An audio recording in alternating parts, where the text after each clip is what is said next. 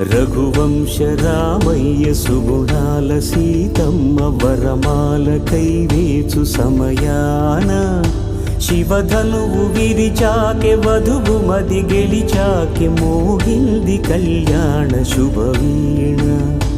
కళ్యాణం వైభోగం శ్రీరామచంద్రుని కళ్యాణం.